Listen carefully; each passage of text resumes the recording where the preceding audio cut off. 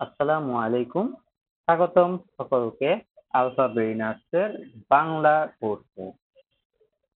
আজকে আমরা দেখব এসএসসি বাংলা প্রথম পত্রের সুভা গল্পটির গুরুত্বপূর্ণ দাগানো লাইন এবং যেগুলো থেকে সবসময় এমসিকিউ আছে, অর্থাৎ বোর্ড কোশ্চেন, তারপর টেস্ট পরীক্ষার কোশ্চেন, এমসিকিউ এবং সৃজনশীল সকল কিছু নিয়ে আমার এই পিডিএফ এর গাইডলাইন তোমাদের জন্য আজকে উন্মুক্ত হতে যাচ্ছে।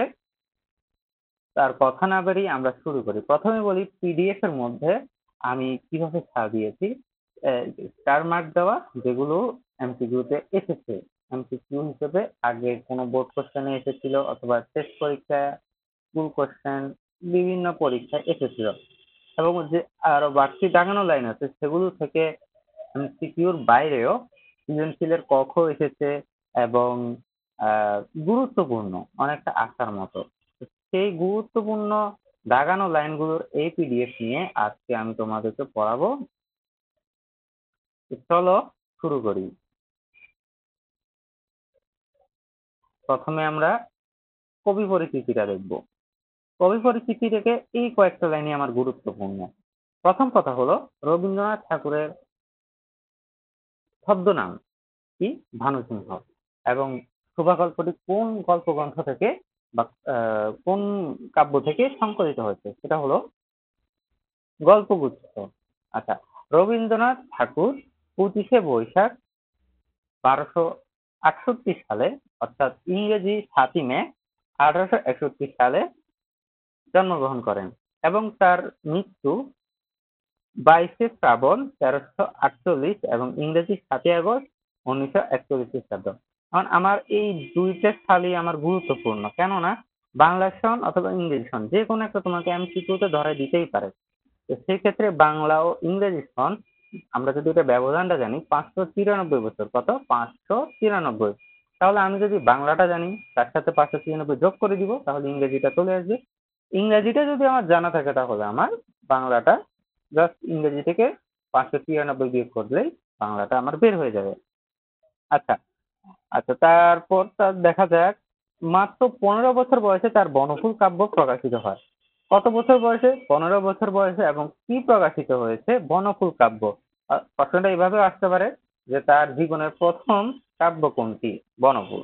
আচ্ছা, তারপর 1913 সালে রবীন্দ্রনাথ ইংরেজি গীতাঞ্জলি সং অফারিং সংকলনের জন্য এশীয়দের মধ্যে সাহিত্যে প্রথম নোবেল পুরস্কার লাভ করেন। কিসে? সাহিত্যে। কাদের মধ্যে? এশীয়দের মধ্যে। কিসের জন্য? Gitanjali song offering. কত সালে? 1913 সালে। কে পান? রবীন্দ্রনাথ ঠাকুর। কি পান? নোবেল পুরস্কার। আচ্ছা, বস্তুত তার একক কথা। আচ্ছা, তারপর এখানে অনেক অজস্র রচনা আছে। তো সেই রচনার মধ্যে কিছু কিছু ইম্পর্টেন্ট যেগুলো, সেগুলো হলো মানসী, সোনার তরী, চিত্রা, কল্পনা। এই চারটা কিন্তু এমসিকিউতে আগেও এসেছে। এর বাইরে ঘরে বাইরে যোগাযোগ, শেষের কবিতা এবং ডাকঘর, এগুলো খুব গুরুত্বপূর্ণ। এরপর আছে আচ্ছা, শেষ কবি কবি পরিচিতি শেষ। এখন আমরা গল্পে প্রবেশ করব। গল্পের মধ্যে আমরা প্রথমে আমরা স্কিপ করে করে পড়বো, কারণ পুরোটা পড়তে গেলে এখন তোমাদের হাতে সময় নেই। তোমরা জাস্ট আমার ভিডিওটা দেখে মূল কনসেপ্টটা শিখে তোমরা বইতে সুন্দর করে দাগিয়ে নিবে। পিডিএফটা যদি তোমার দরকার হয়, তাহলে ডেসক্রিপশন বক্সে দেওয়া ইয়েতে হোয়াটসঅ্যাপে আমাকে হোয়াটসঅ্যাপ নাম্বার দেওয়া আছে, আমার হোয়াটসঅ্যাপ নাম্বারে আমাকে একটা নক দিবে। তারপর আমি তোমাকে পাঠিয়ে দিবে। আচ্ছা, তাহলে আমরা এখন শুরু করি। মেয়েটির নাম যখন সুভাষিনী রাখা হয়েছিল, তখন কে জানিত সে বোবা হইবে। অর্থাৎ মেয়েটার নাম প্রথমে রাখছে সুভাষিনী, তার বড় দুই বোন সুকেশিনী ও সুহাসিনী। এখন এই দুইটা নাম খুবই গুরুত্বপূর্ণ, কেননা দুইটার নামের বানানের পার্থক্য আছে। সুকেশিনী, সুহাসিনী। এখন যদি তোমাকে বলে বড় দুই বোনের নাম কি, এটা কিন্তু যদি কতে আসে, জ্ঞানমূলকে আসে, তুমি যদি নামের বানান ভুল করে বসো, সেক্ষেত্রে কিন্তু তোমার 1 মার্ক কাটা। আচ্ছা, তারপর আমরা দেখবো মিলের অনুরোধে। কিসের অনুরোধে? মিলের অনুরোধে তার বাপ ছোট মেয়েটির নাম রাখে সুভাষিনী। এখন দেখো সুভাষিনী বানান কিভাবে দেখো। সুকেশিনী তালব্য শ, সুহাসিনী দন্ত স, এবং সুভাষিনী মূর্ধন্য ষ। আচ্ছা, এখন সবাই তাকে সুভা বলে ডাকে। আচ্ছা, দস্তুর মতো অনুসন্ধান ও অর্থ ব্যয়ে বড় দুই মেয়ের বিবাহ হয়ে গেছে। এখন ছোটটি পিতামাতার নীরব হৃদয় ভারের মতো বিরাজ করিতেছে। যে কথা কয় না সে অনুভব করে। কি করে? অনুভব করে। আগের লাইনে একটা জিনিস মিস করছি, সেটা হলো নীরব হৃদয় ভার। এই কথাটি দ্বারা কি প্রকাশ পেয়েছে? কথাটি দ্বারা প্রকাশ পেয়েছে দুশ্চিন্তা। আচ্ছা, তারপর আমরা দেখি এই জন্যই তাহার সাক্ষাতে সকলে ভবিষ্যৎ সম্পর্কে দুশ্চিন্তা প্রকাশ করিত। কি সম্পর্কে? ভবিষ্যৎ সম্পর্কে। কি করিত? দুশ্চিন্তা প্রকাশ করিত। কেন? দেখো, পরের লাইনে লেখা আছে, সে যে বিধাতার অভিশাপ রূপে তাহার পিতৃগৃহে আসিয়া জন্মগ্রহণ করিয়াছে, এই কথা সে শিশুকাল হইতে বুঝিয়াছিল। এই প্রশ্নটা এমসিকিউতে আসছে, তারপর সৃজনশীলে জ্ঞানমূলকে আসছে, এবং জ্ঞানমূলকের বাইরেও অনুধাবনমূলকেও কিন্তু আসছে। সুতরাং এই লাইনটা খুব গুরুত্বপূর্ণ। এই কথাটার ভাবটা তোমাকে বুঝতে হবে। আচ্ছা, তাহার পর এই যে কথাটার ভাবটা এখানে লেখা আছে, তাহার পর এই হইয়াছিল, সাধারণের দৃষ্টিবোধ হইতেছে আপনাকে গোপন করিয়া রাখিতে সর্বদাই চেষ্টা করিত, মনে করিত আমাকে সবাই ভুলিলে বাঁচি। এই কথাটি দ্বারা প্রকাশ পায় হতাশা এবং বেদনা। আমার এই প্রশ্ন যে আমাকে ভুলিলে সবাই বাঁচি, এই কথাটি দ্বারা কি প্রকাশ পেয়েছে? এই প্রশ্নটা বহুপদীতে আসতে পারে, সাধারণ জ্ঞানমূলকে আসতে পারে, অথবা অভিন্ন তথ্য ভিত্তিক যেগুলো উদ্দীপক আকারে দেওয়া থাকে সেখান থেকেও আসতে পারে। এই প্রশ্নটা উত্তর কিন্তু বইতে দেওয়া নাই। আমাকে ভুলিলে সবাই বাঁচি, কিন্তু এটা এমসিকিউতে আসছে। এমসিকিউতে যে হতাশা বেদনা এই দুটো অপশনে কারেক্ট দেওয়া ছিল। এই এমসিকিউ থেকে আমি এখানে দাগিয়ে সেই বাড়তি ইনফরমেশন গুলো লিখে রেখেছি।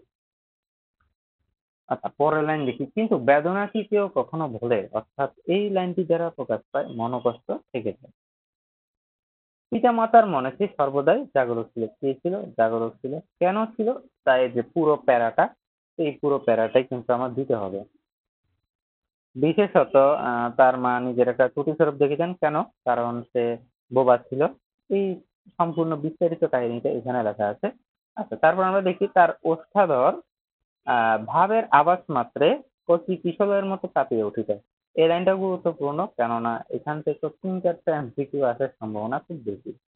আচ্ছা, কথায় আমরা যেভাবে প্রকাশ করি, আচ্ছা, সেটাকে আমরা অনেকটা নিজের চেষ্টায় গড়িয়ে নিতে হয়, কতটা তর্জমা করার মতো, কিন্তু সকল সময় ঠিক হয় না। কি ঠিক হয় না? কথার ভাবানুবাদ। আচ্ছা, ক্ষমতার অভাবে অনেক সময় ভুলও হয়, কিন্তু কালো চোখে কিছু তর্জমা করতে হয় না। কালো চোখে কি করতে হয় না? তর্জমা করিতে হয় না, মন আপনি তাহার উপর ছায়া ফেলে। এরপর দেখো, চোখের ভাষা অসীম উদার এবং অতল স্পর্শ গভীর। অর্থাৎ আমার সুভাষজির চোখের ভাষা কেমন? অসীম উদার, অতল স্পর্শ গভীর, অনেকটা স্বচ্ছ আকাশের মতো। এটাও একটা এমসিকিউ প্রশ্ন। এখানে তিনোটাই থাকতে পারে, দুটো থাকতে পারে, একটা থাকতে পারে। তোমার কাজ হচ্ছে শুধুমাত্র এই তিনটাকে একটু মাথায় করে নিয়ে যাওয়া। এরপর আসলে বাক্যহীন মানুষের মধ্যে বৃহৎ প্রকৃতির মতো একটা বিজয় মহত্ব আছে। বাক্যহীন মানুষের কিসের মতো একটা বিজন মহত্ব আছে? বৃহৎ প্রকৃতির। বৃহৎ প্রকৃতির কি আছে? বিজন মহত্ব আছে। আচ্ছা, সে নির্জন দ্বীপ প্রহরের মতো শব্দহীন এবং সঙ্গীহীন। কিসের মতো? নির্জন দ্বীপ প্রহরের মতো। কেমন? শব্দহীন ও সঙ্গীহীন। তার গ্রামের নাম চণ্ডীপুর। তার যে গ্রামে যে নদীটা আছে সেটার নাম হলো তন্নি। তন্নি নদী। বাণীঘন্টের ঘর নদীর একেবারে ওপরে। কোথায়? নদীর একেবারে ওপরে। তার বাড়ি কেমন? 8 চালা। এরপর দেখা যাচ্ছে, কিন্তু কাজকর্মে যখনই অবসর পায় সুভা এই নদীটির তীরে আসিয়া বসে। কোন নদী? তন্নি নদী।